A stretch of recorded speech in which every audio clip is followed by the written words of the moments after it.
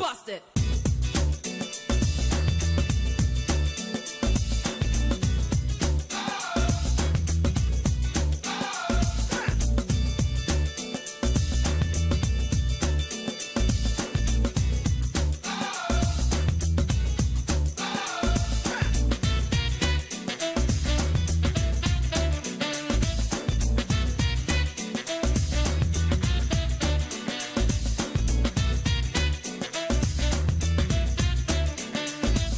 Hello and thanks for staying with us. It's Political Platform. My name is Ait Political. Tuesday in Abuja, Nigeria, across the world, wherever you're listening to us from, we have a package that will really excite you, updates on topical issues as they relate to Nigeria's socio-economic and political development.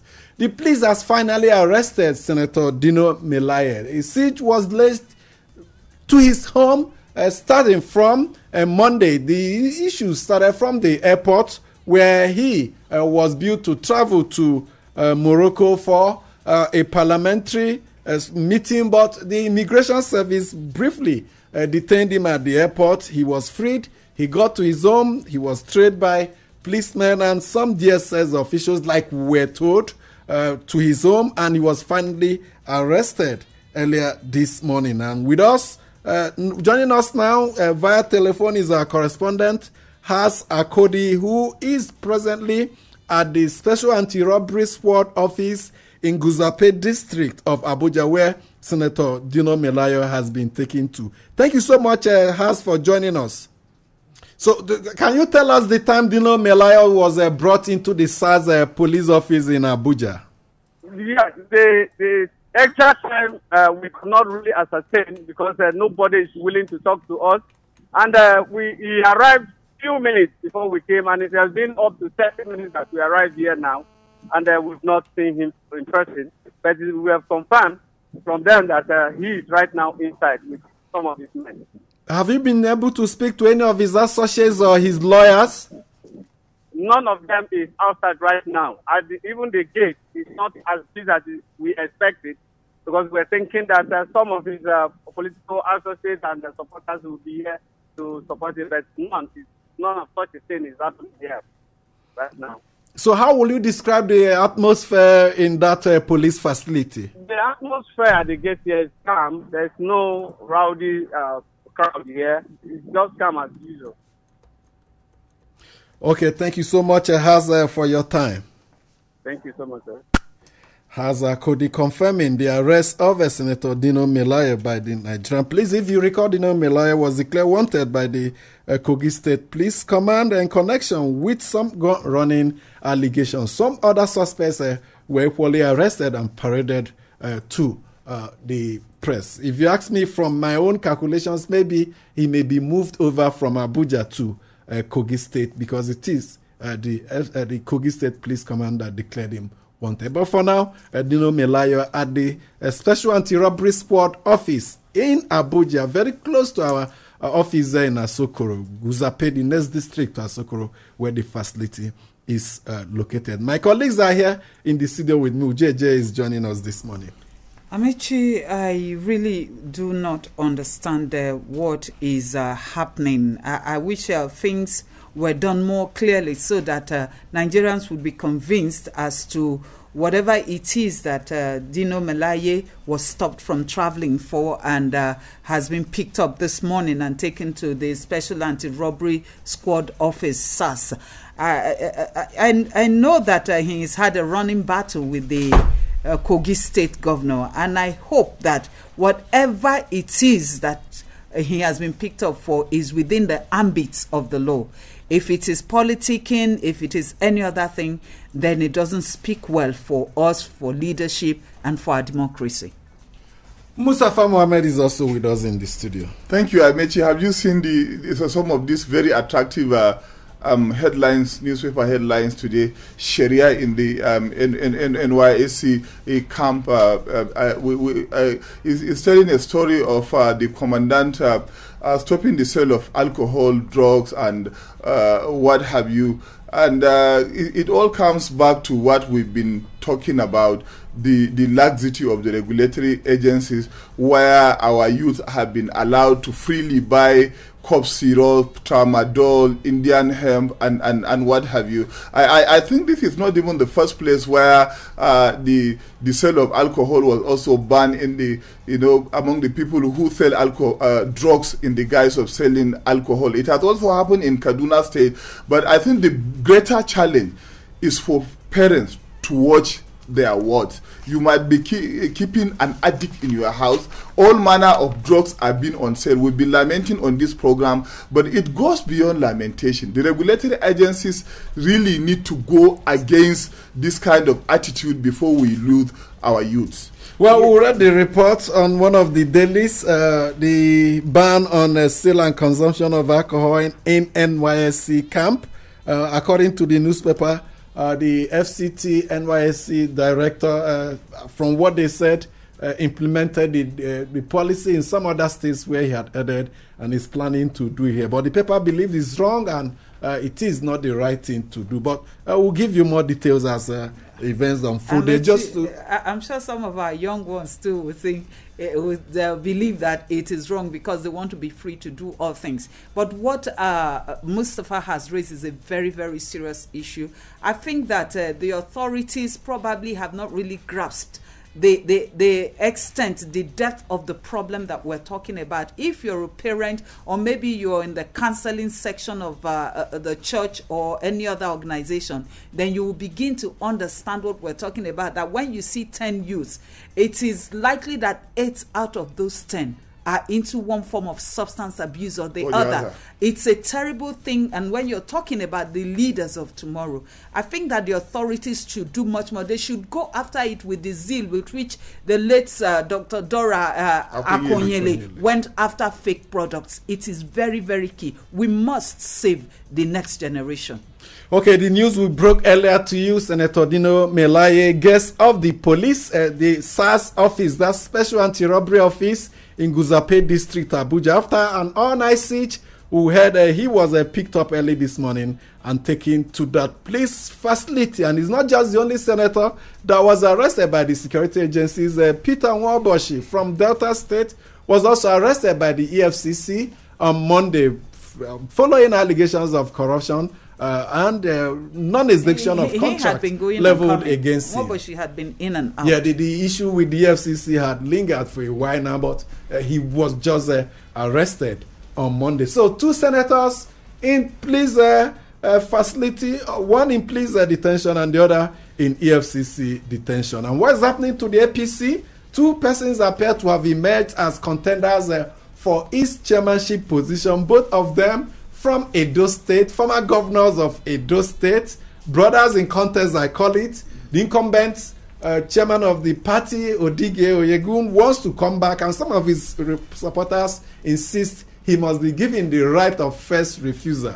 What it means is that they have to ask him, Chairman, are you interested in coming back? If he says yes, everybody says action, and he gets an automatic ticket. But if he says no, then he's thrown open to contest. That's what you call right of first I mentioned refusal. The controversy is about internal democracy. On this program in the past, we have accused the People's Democratic Party of, lack of internal democracy, which they recently, a lot of them have apologized. And we are not expecting, as democracy continues to grow, that the APC, which has been in opposition for its entire life until the past 3 years, will also come with lack of internal democracy. With so many other wranglings in the party, if some of these things continue to happen, if they impose anyone on any position, it will bring the party to the beginning of the end. And Meti, whatever happens, power must belong to the people. The power to choose who their leaders should be must be given back to members of the party. What kind of endorsement, what kind of right of first refusal? You're talking about a contest that should be made open for all that are qualified to take part in. And then some people are coming up. You see, that's how problem starts within a party. They shouldn't give room for more problems within the APC. They should also realize that they have very little time towards the 2019 elections to do their congresses, convention and all, and they shouldn't bring in anything that could cause more problems than the ones that they are already trying to deal with. And these are some of the problems the party wanted to avoid when it wanted to extend the tenure of those current members of the National Working Committee. But the party has been forced to go for a contest. And the man in the position of Odige Oyegun is the former governor of Edo State, Adams Oshemole. What will play out in Abuja, where the convention will be holding in May 14, I think. We got a dose of it in Benin City yesterday, where the South-South caucus of the APC met. 4 state chairmen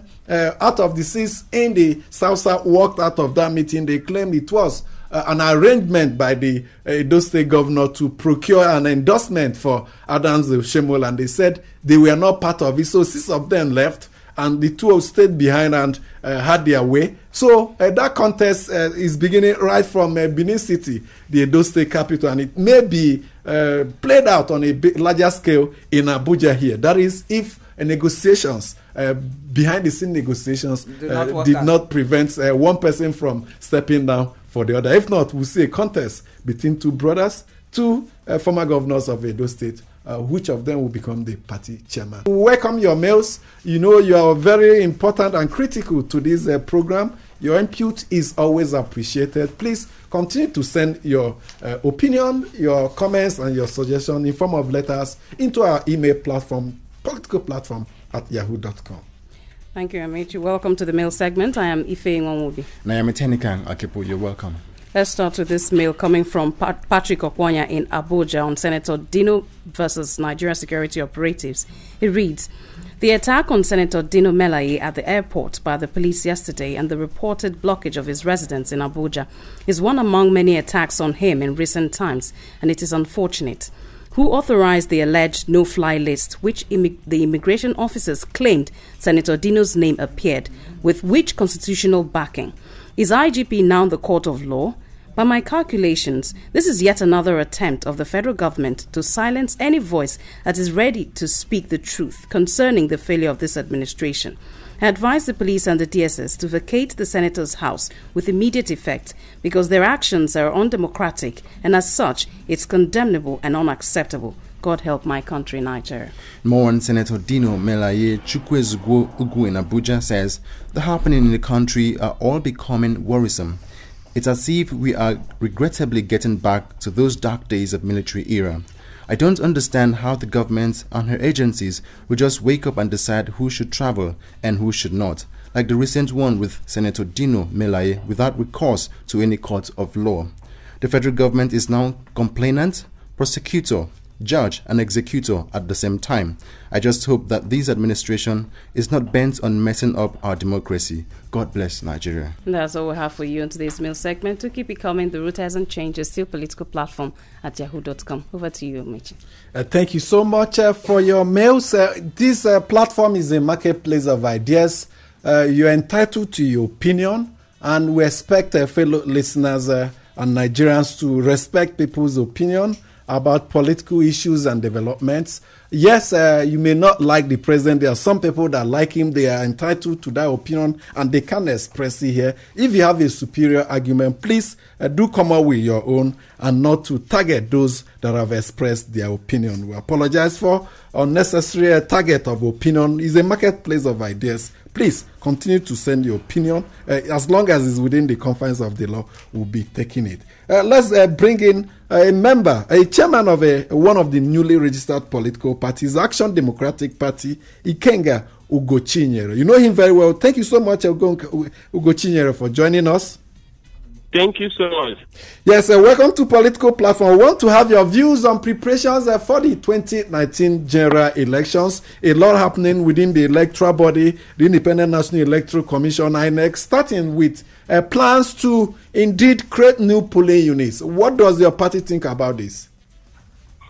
I must tell you that political parties are beginning to lose confidence in the Electoral Commission. We have not lost confidence, but we are beginning to lose confidence not just on the Electoral Commission, but on the entire leadership of the country as it has to do with the environment for a possible free and fair election in the next few months. As I speak to you now, the political environment is being stifled. The Electoral Commission has not gone beyond rhetoric to say by their action what they are going to do that will give us confidence that they are going to be truly neutral as we go for the election. The first thing you must understand in a democratic setting that brings free and fair election apart from the electoral empire is the atmosphere of freedom, which is something that is inherent in human beings. As I speak to you now, you can see that the government is clamping down on people that have divergent views. If this situation continues, there will not be an atmosphere for a free and fair election. It is also going to show that ballot box is going to be carried. It's going to also show that the Electoral Commission might even nullify elections in areas where we are winning the incumbent. So the atmosphere is being heated up. And the most important thing is for Nigerians at this moment to stand up to demand the rule of law and the principles of democratic governance is obeyed. So what you're saying in effect is that you don't have confidence in the ability of INEC to conduct... No, I did not say that. I said developments in the country is making us to be scared that the path to 2019 might be a path that will be filled with thorns, irons, and gumbo. So you have confidence in the ability of INEC to deliver on a credible election?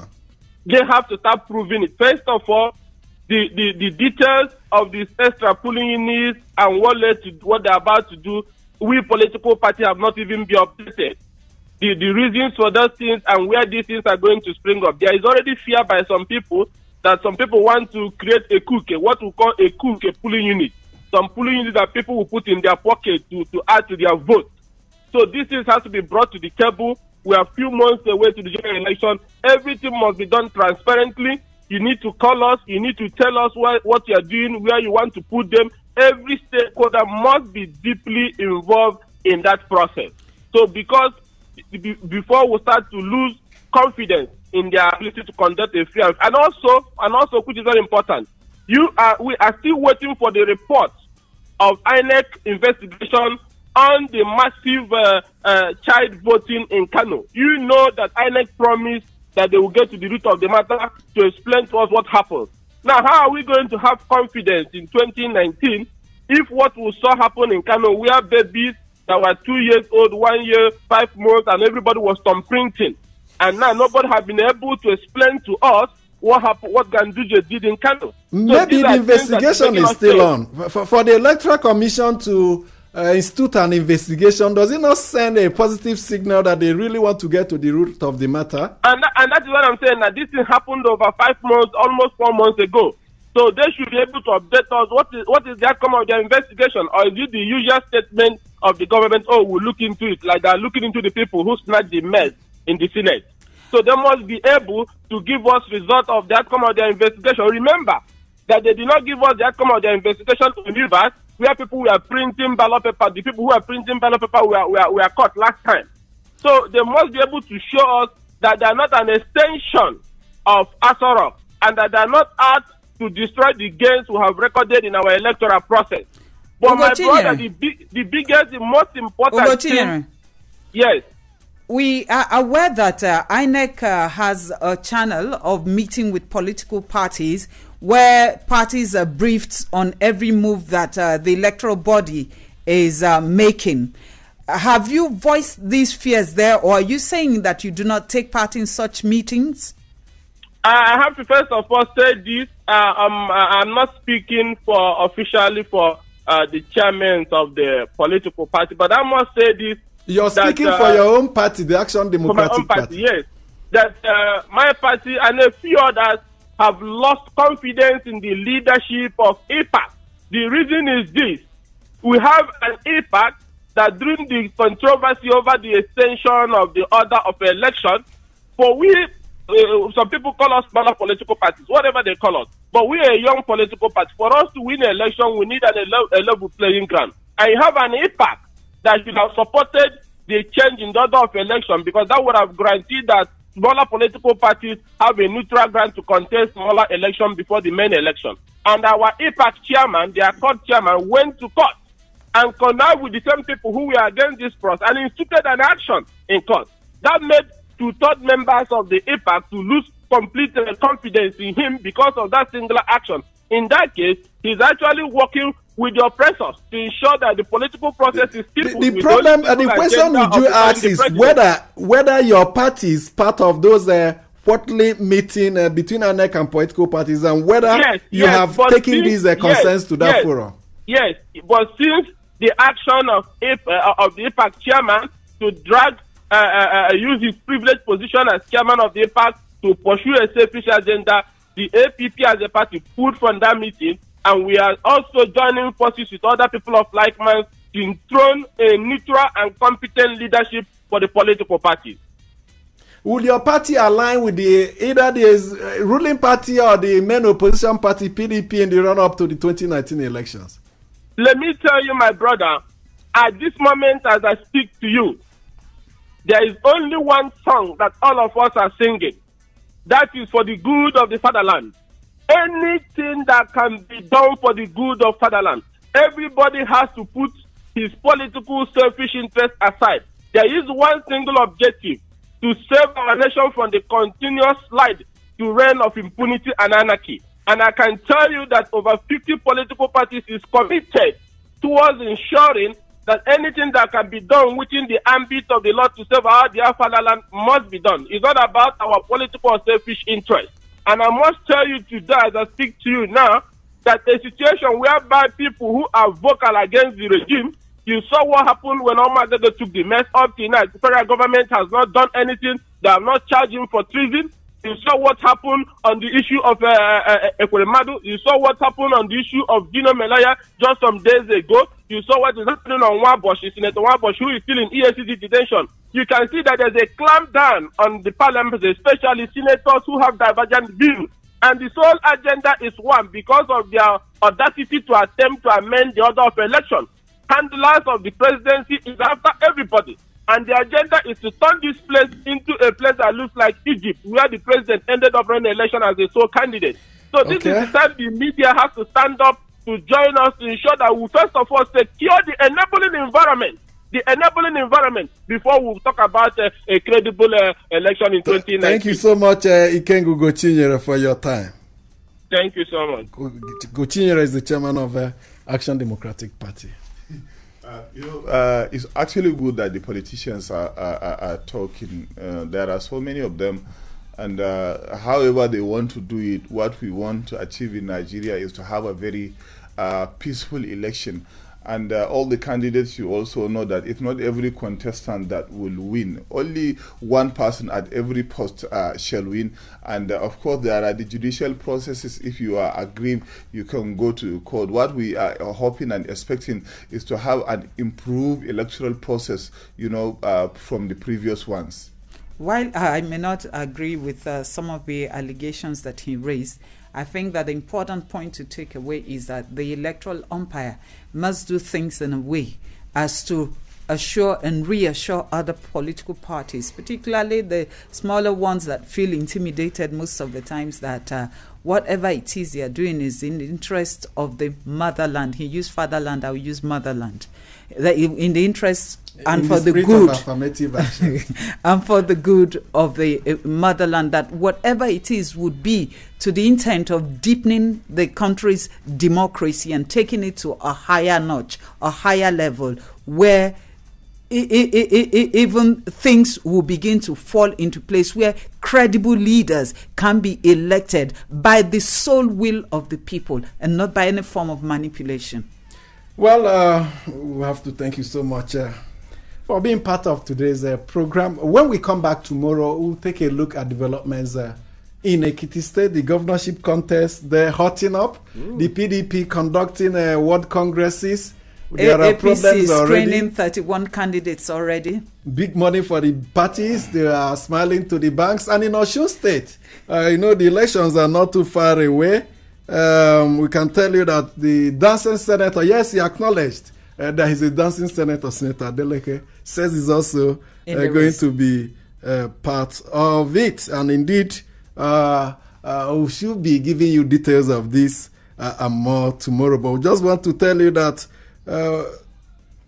ECOWAS member countries are discussing a headers farmers crisis today in Abuja, and the president will be part of it. It's no longer a national problem.